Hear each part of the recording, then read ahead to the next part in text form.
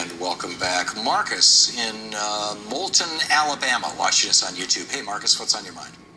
What's on my mind? I'm calling to bring attention to the Democratic Party and to you and everybody on how we in Alabama at the grassroots activist level, we are sick and tired of our leadership with Joe Reed and Nancy Worley, not only because of how they abandoned the former governor, Don Siegelman, but also because the Alabama Democrats haven't held a statewide office since 2012, and the legislature has been a Republican supermajority since 2010, and these two just simply do not want to get out of the way. They're holding back the grassroots, and they're holding back millennials.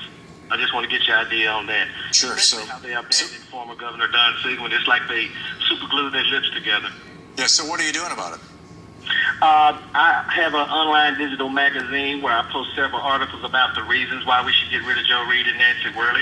I'm also a contributing writer for the Reporter Monthly that's based out of Gaston, Alabama, and I'm also a online radio show talk host. And good on you, Marcus. Who are Joe Reed and Nancy Worley? Forgive my ignorance. They're the leaders of the Alabama Democratic Party. Do either of them hold an elected office, or are they just DNC chair and vice chair? DNC chair and vice chair. They don't hold elected office. And Joe Reed has a stranglehold on the Alabama, the ADC, the Alabama Democratic Caucus. And, you know, he's done some race baiting, and there's no doubt about it. But we have African Americans here who hate to hear that. It seems like anytime somebody questions his leadership abilities, he goes into something racial. It's like the big scary white man is out to get him. And I, as an African American, am really standing up to this because it's just a tactic to deflect away from his inability to turn out the vote. Is Joe African American? Yes, he is. Huh. Interesting.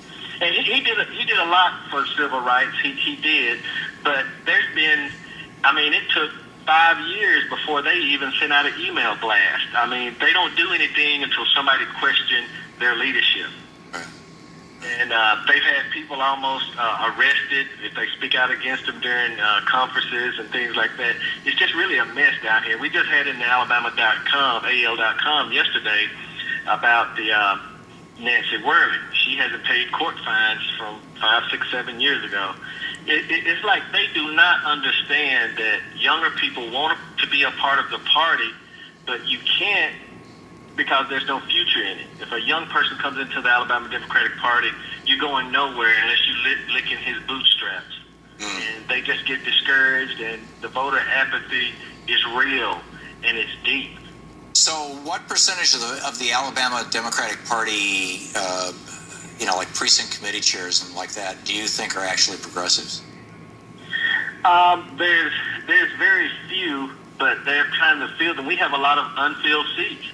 Huh. In this last election, I wish somebody would take a look at it. This last election, I bet that in Alabama, we had the most unchallenged seats ever. Wow. So it's time for progressives to start getting active in Alabama, in the Democratic Party. Yes, they have. In this last ADC meeting, they came together and got a few people in that were progressive. They got more people in, but they make it very hard to fill these seats because they won't fill the seats in the areas where they know they have resistance. Interesting.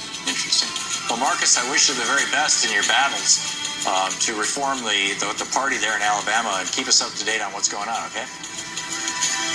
Thanks a lot for the call. Great to hear from you. It's coming up on 10 minutes before the hour. 12 minutes before the hour. We'll be right back.